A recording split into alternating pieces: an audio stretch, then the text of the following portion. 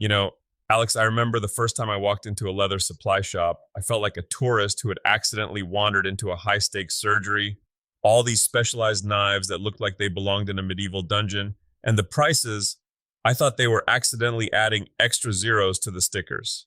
I mean, let's be real. It's cowhide, Tiger. How complicated can it be? You cut it, you poke some holes, you call it a belt. That's what I thought. Then I tried to cut a straight line with a kitchen utility knife on a piece of 5-ounce chrome tan.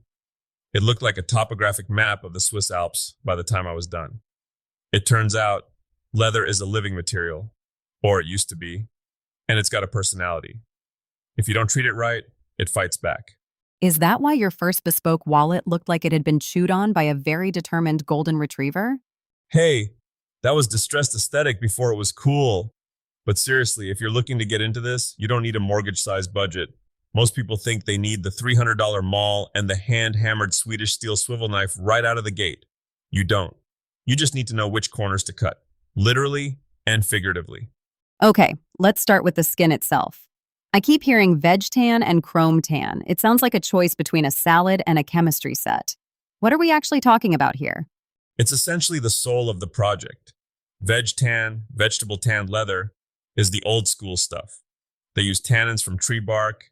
It's stiff, it smells like a library full of old books, and most importantly, it holds a shape. If you want to stamp a cool floral design or a skull into it, veg tan is your canvas. And the chemistry set? Chrome tan, it uses chromium salts.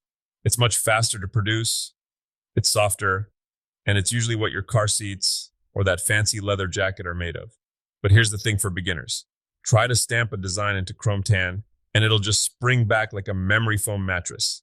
It's great for bags that need to drape, but if you're starting out with basic tooling, veg tan is the way to go. So, if I'm at the store, how do I not get fleeced? Because some of those hides are huge.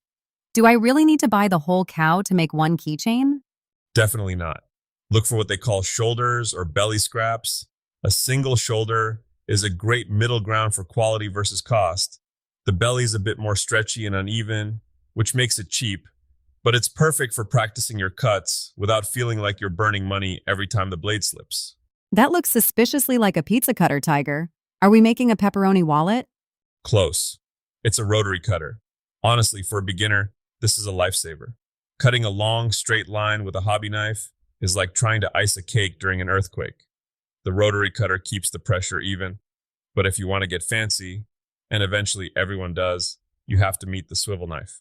Ah, the one tool you told me makes grown men cry. Why the drama? Because it's like learning to write with a pen that has a mind of its own.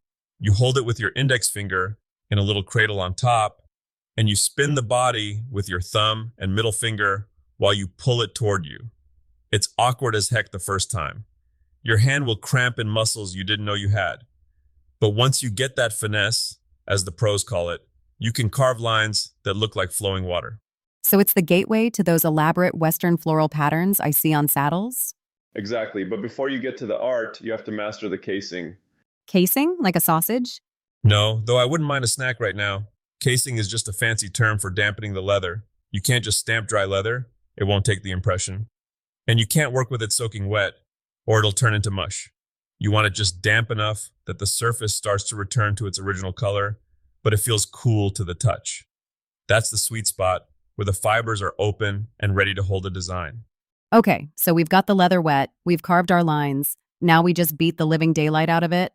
Pretty much. But with a maul, not a hardware store hammer. A metal hammer will mushroom the heads of your leather tools and eventually ruin them. A poly or rawhide mallet absorbs some of that shock and saves your tools. I've seen those stamps. There are hundreds of them. Do I need the whole library to make something look decent? Not at all.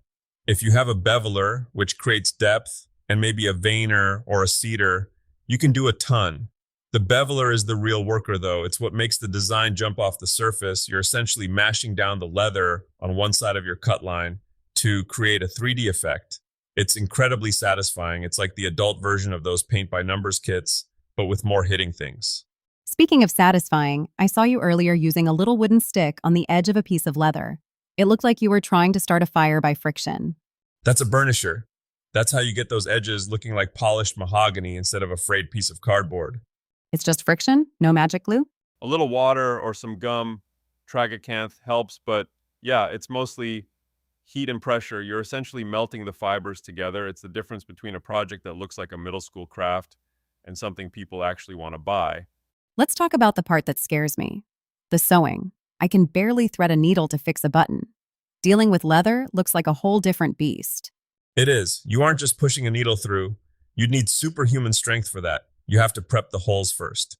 Most beginners should grab a set of pricking irons or stitching chisels. You hit them with your mallet, and they punch perfectly spaced diagonal slits through the leather. So then you just sew? Well, we usually do a saddle stitch. It uses 2 needles on one long piece of thread.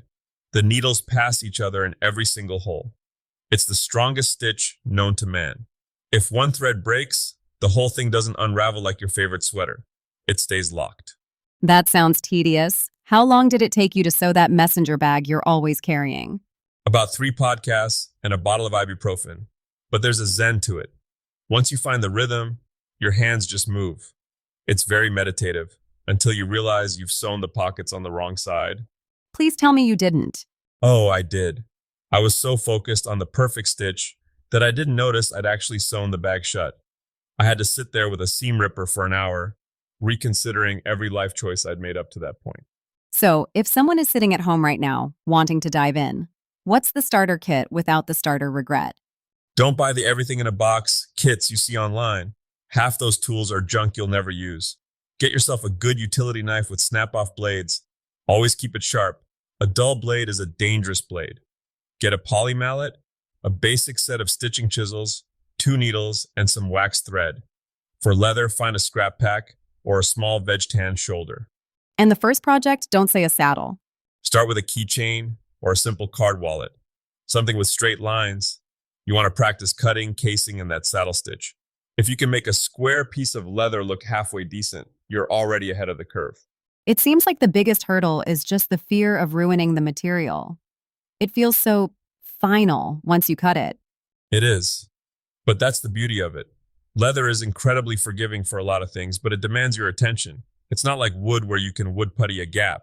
But when you finish a piece and you feel that smooth burnished edge, and you see that stitch line looking like a row of perfect little soldiers, there's nothing like it. Plus, it smells better than sawdust. Well, don't tell the woodworkers I said this, but a workshop that smells like leather and beeswax beats a wood shop any day of the week. Final thoughts for the newbies, Tiger, before they go out and spend their paycheck at the leather store? Just remember that every master was once a disaster.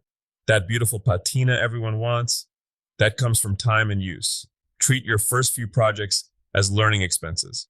If the holes aren't perfectly straight or the dye is a bit splotchy, don't sweat it. You're building a skill that's been around since we lived in caves. There's something deeply human about taking a piece of hide and turning it into something that will last longer than you will. Deep thoughts from the man who once accidentally glued his own hand to a belt. Hey, that glue was professional grade. Fair enough. Well, listeners, go find some scraps, get a sharp blade, and try not to sew your project shut. See you in the shop.